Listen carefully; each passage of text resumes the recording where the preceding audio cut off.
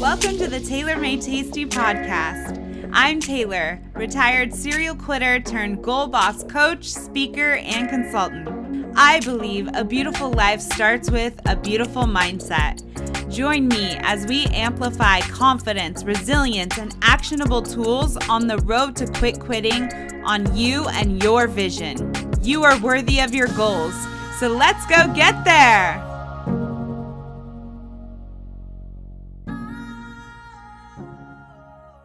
Hey y'all, welcome back to another episode of Taylor Made Tasty, the podcast.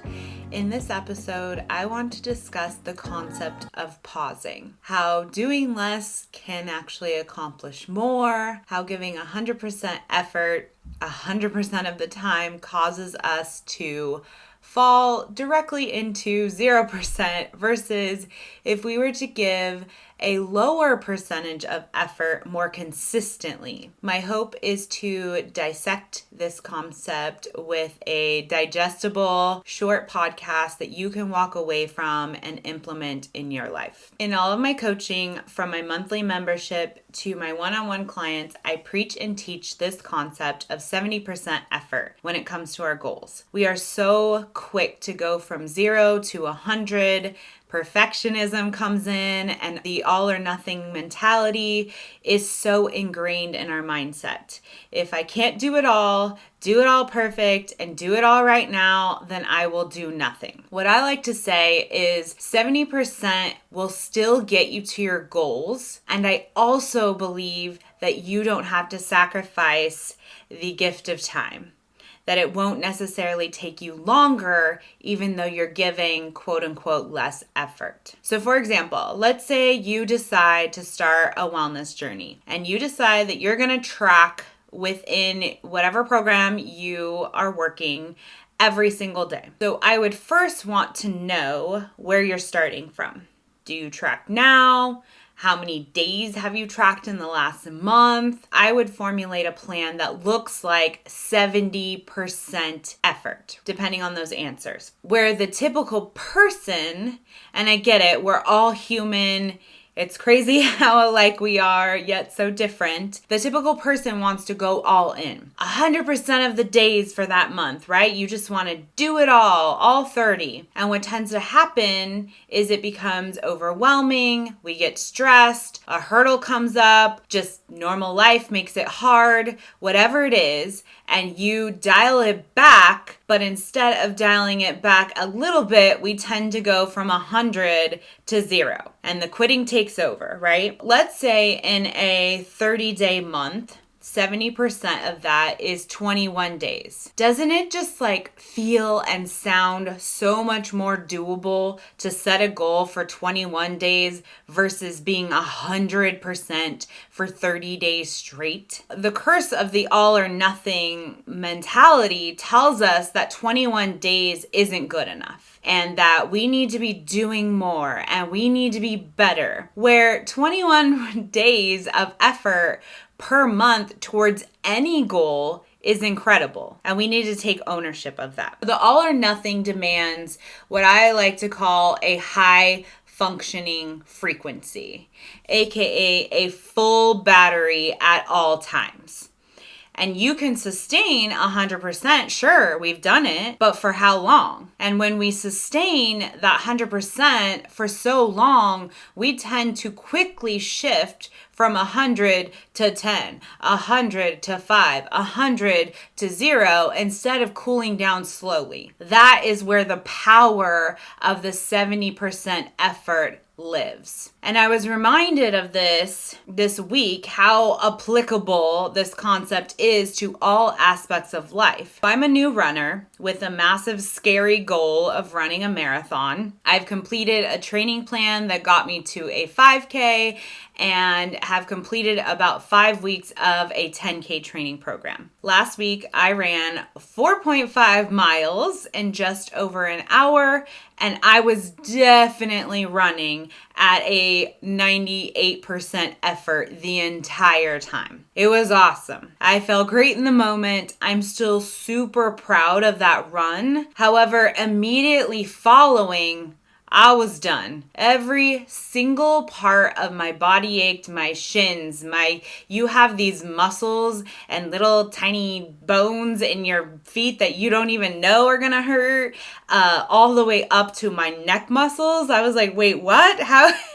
Why does my neck hurt? I was in pain for well over a week. And this was a very tangible experience of going 100% and immediately feeling burnout. Just another reason I love running and how relatable it is to life experiences and goals. Because after this experience with completely being sore and in pain, and the one great run I had deterred me from the other runs that I had in my training program for the week. So I started to research different training programs, and I stumbled upon what is called the Jeff Galloway method. He's a beast. Google him. He has all the creds. He's just an animal. I believe now he's close to 74 years old and has completed 200 marathons. In high school, he ran a 4-minute and 20-second mile. He's just incredibly impressive. But what I found more impactful was, or even startling, is that his method and the concept behind his training is vastly different than what I thought someone that's run 200 marathons would look like. Jeff Galloway promotes the principles of a run, walk, run method. And immediately I had this aha moment of, Taylor, why haven't you been applying this 70% rule to your running? And the idea here is implementing these principles into a running goal is important for a few reasons. The continuous use of any muscle will result in quicker fatigue. The longer the segment, whether it's running or training or anything, the more fatigue that will happen. Where the run, walk method form of interval training allows for conservation of resources, quicker recovery, the ability to enjoy the endorphins, to make the process enjoyable, right? If you're going to have a goal, you might as well enjoy it, and just reducing your core body temperature and your heart rate. And I was blown away. Like, what a concept, of course.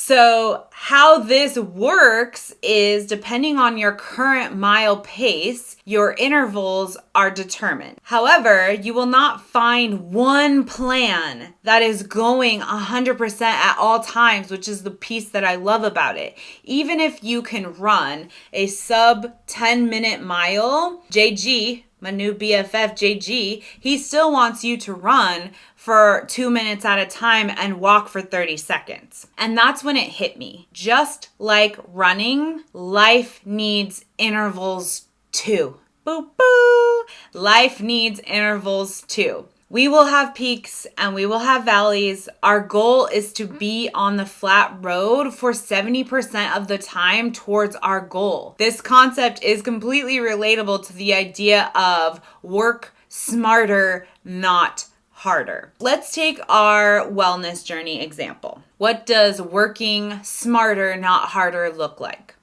What about for the 21 days that you're giving your 70% effort, you decide no eating out on those days? I'll give you an example from my own goal setting.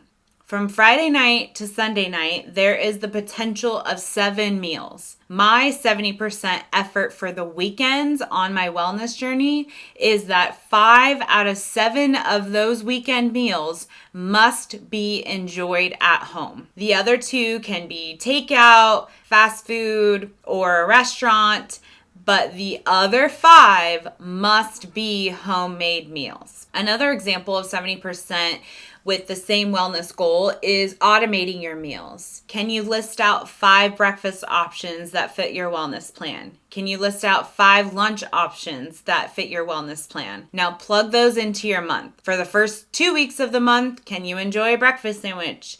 Then the last 2 weeks, you do overnight oats. The more you automate, the less thinking you have to do. The more you automate, the easier it is to hit your 70% effort. And it gives you you brain capacity and space to think about other things that matter. It's really time for us to get off of this all or nothing train and create some intentional intervals in your life. Something I also know, as I have been coaching for a while, is that 70% typically leads to a higher percentage of effort in your quote unquote running intervals, right? When you're going for it in your life towards any goal, when you are giving that 70%, that will typically lead to a higher percentage of effort because you like the feeling of that confidence. You like that feeling of you promised yourself something and you're seeing it through. You like that feeling of goal crushing. Whereas those 100% pushes, it really takes you in the opposite direction because your goals, perfectionism, that all or nothing mentality are creating major burnout. All right, it's time for our quote of the episode. This quote is from our new BFF, Jeff Galloway. I resonated with it as it is so perfectly described that the concept of going hard versus what is your best effort that you can give that isn't 100% but still gets you to your goals. The quote is, I spent the first 20 years of my running career trying to run as many miles as I could, as fast as I could. Then I spent the next 20 years trying to figure out how to run the least amount of miles needed to finish a marathon. And I've come to the conclusion the second way is so much more enjoyable. Mr. Jeff Galloway. So take that quote into your week, into your month, maybe even your year, and implement a 70% rule in your goals and in your life. As always, thank you for being here. Thank you for being in my community. I am so glad you showed up today, and let's go get there. Look at you, crushing it. Thank you for joining me for another episode of the Tailor Made Tasty podcast. My hope is you always leave with a takeaway to implement in your own goal-crushing journey. I would love if you could take a moment to leave a review. And if you're looking for a community of goal boss badasses just like you, be sure to check out tailormadetasty.com/membership.